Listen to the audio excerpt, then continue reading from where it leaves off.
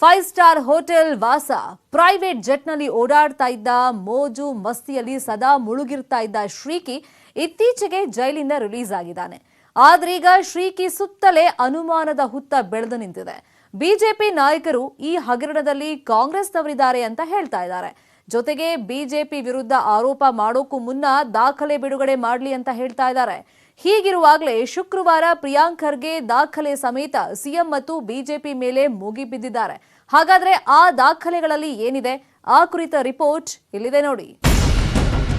Sriki alias Shrikrishna ಸಾಮಾನ್ಯ hacker ಆಗಿರಲಿಲ್ಲ. Hacking ವಿಚಾರದಲ್ಲಿ ಪ್ರಳಯಾಂತಕನಾಗಿದ್ದ. ಅದು ಬ್ಯಾಂಕ್ ಖಾತೆ ಇರಲಿ, ಸರ್ಕಾರದ ಸೀಕ್ರೆಟ್ ದಾಖಲೆಗಳೇ ಇರಲಿ, ನೀರು ಕುಡಿದಷ್ಟೇ ಸಲೀಸಾಗಿ ಹ್ಯಾಕ್ ಮಾಡಿಬಿಡ್ತಿದ್ದ. 2016ರಲ್ಲಿ ರಾಹುಲ್ ಗಾಂಧಿ ಟ್ವಿಟರ್ ಹ್ಯಾಕ್ ಮಾಡಿದ್ದ. ಆನಂತರ ವಿಜಯ್ ಮಲ್ಯ ಬರ್ಖಾದತ್ರ ವೆಬ್ಸೈಟ್ ಟ್ವಿಟರ್ ಅನ್ನು ಹ್ಯಾಕ್ ಮಾಡಿದ್ದ.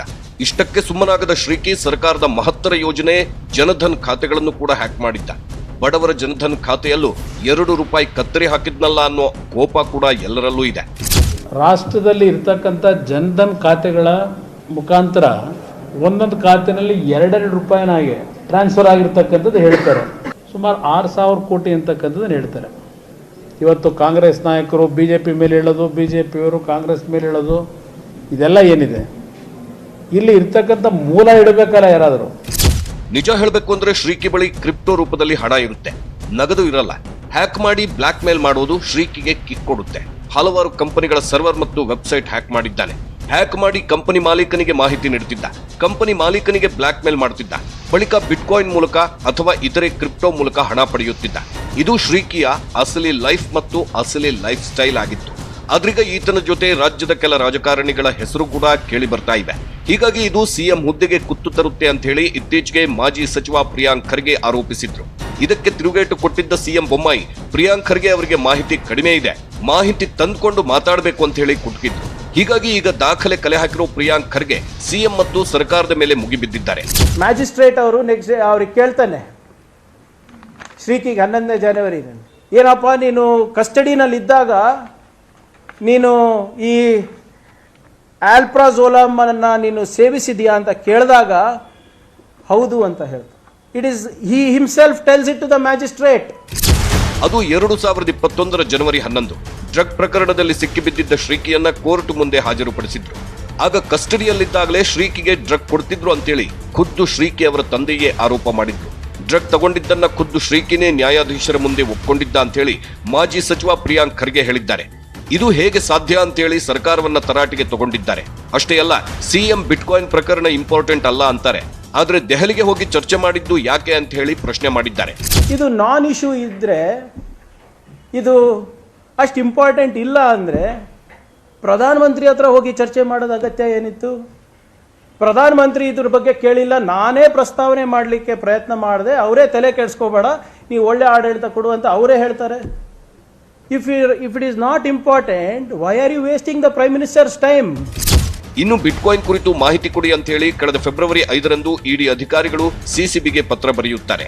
ಆದ್ರೆ ಅದಕ್ಕೆ ಸರ್ಕಾರ ಉತ್ತರ ಕೊಟ್ಟಿದ್ದು ಮಾರ್ಚ್ 3ರಂದು. ಇಷ್ಟು ದಿನ ತಡ ಮಾಡೋಕೆ ಏನು ಕಾರಣ ಅಂತೇಳಿ ಪ್ರಿಯಾಂಕ್ ಖರ್ಗೆ ಪ್ರಶ್ನಿಸಿದ್ದಾರೆ. ಇವ್ರು ಕಳಿಸಿರೋದು 15 ಫೆಬ್ರವರಿ, ಸರ್ಕಾರದಿಂದ ಉತ್ತರ ಹೋಗೋದು 3rd March, after 20 days. Why this delay? ಯಾವುದು ಕೊಡ್ತಾರೆ ರಿಪೋರ್ಟು? 45/2020 ಇದು ಕ್ರೈಮ್ ನಂಬರ್ 45/2020 31 ಬಿಟ್ಕಾಯಿನ್ಸ್ದು ಮಾತ್ರ ಅವರು ರಿಪೋರ್ಟ್ ಕೊಡೋದು. ಈ ಡಿಲೇ ಯಾಕೆ? ಇತ್ತ ಈ ಬಗ್ಗೆ ಕೆಪಿಸಿಸಿ ಅಧ್ಯಕ್ಷ ಡಿಕೆಶಿ ಕೂಡ ಪ್ರತಿಕ್ರಿಯಿಸಿದ್ದು, ಬಿಟ್ಕಾಯಿನ್ ವಿಚಾರವನ್ನ ಇಲ್ಲಿಗೆ ಬಿಡಲ್ಲ, ಯಾವ ಟೈಮ್ನಲ್ಲಿ ಏನು ಮಾಡಬೇಕೋ ಅದನ್ನ ಮಾಡ್ತೀವಿ ಅಂತ ಹೇಳಿ ಕಿಡಿಕಾರಿದ್ದಾರೆ. ಅವರು ಬಿಟ್ಟಾರೋ ಹಾಕೊಳ್ಳಿ, ಮಡ್ಚಾರೋ ಮಡಿಕೊಳ್ಳಿ, ಜೋಬಲ್ಲಾರೋ ಇಟ್ಕೊಂಡಿರ್ಲಿ, ನಮ್ಗೇನಾದ ವಿ ವಿಲ್ ಕಮ್ ಬ್ಯಾಕ್. ನಾವ್ಯಾರು ಸುಮ್ಮನೆ ಕೂತ್ಕೊಳ್ಳೋದಿಲ್ಲ. ನಾವು ಯಾರಿಗೆ ಯಾವ ಟೈಮಲ್ಲಿ ಉತ್ತರ ಕೊಡಬೇಕು ನಾವು ಉತ್ತರ ಕೊಡ್ತೀವಿ. ನಮ್ಮ ಪ್ರಯಾರಿಟಿ ಇವತ್ತು ಈ ಗಳಿಗೆಯಲ್ಲಿ.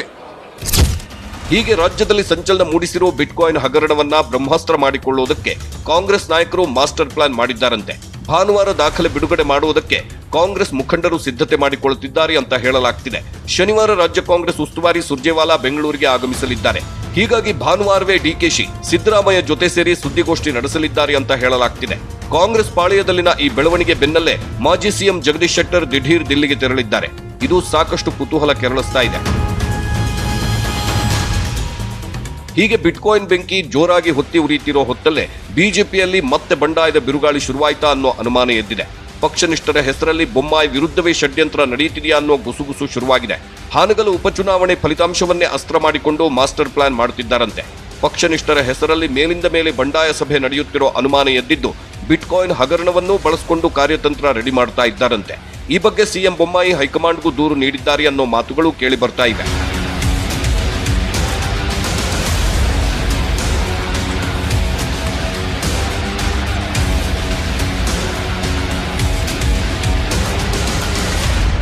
ಅದೇನೇ ಇರಲಿ, ಶೋಕಿಲಾಲ ಶ್ರೀಕಿ ಬಿಟ್ಕಾಯಿನ್ ಹಗರಣ ಯಾವ ರಾಜಕಾರಣಿಗಳ ಕೊರಳಿಗೆ ಸುತ್ತಿಕೊಳ್ಳುತ್ತೋ ಗೊತ್ತಿಲ್ಲ. ಇದು ದಿನಕ್ಕೊಂದು ಟ್ವಿಸ್ಟ್ ಪಡ್ಕೊಂತಿದ್ದು ತೀವ್ರ ಕುತೂಹಲ ಕೆರಳಿಸುತ್ತಿದೆ. ಇದಾಗಿತ್ತು ಈ ಹೊತ್ತಿನ ಸ್ಪೆಷಲ್. ನೋಡ್ತಾ ಇರಿ ನ್ಯೂಸ್ 18 ಕನ್ನಡ. ಜಾಲ ನಮ್ಮದು, ಬಲ ನಿಮ್ಮದು.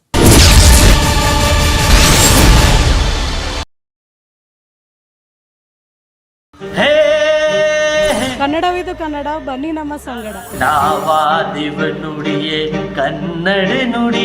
ಕನ್ನಡವೇ ಸತ್ಯ, ಕನ್ನಡವೇ ನಿತ್ಯ. ಬಾರಿಸು ಕನ್ನಡ ಡಿಂಡಿಮವ, ಓ ಕರ್ನಾಟಕ ಹೃದಯ ಶಿವ. ಕನ್ನಡ ಮಣ್ಣನು ಮರಿವಿದ ಓ ವಿಮಾನಿ. ಸಿರಿ ಕನ್ನಡಂ ಗೆಲ್ಗೆ, ಸಿರಿ ಕನ್ನಡಂ ಬಾಳ್ಗೆ.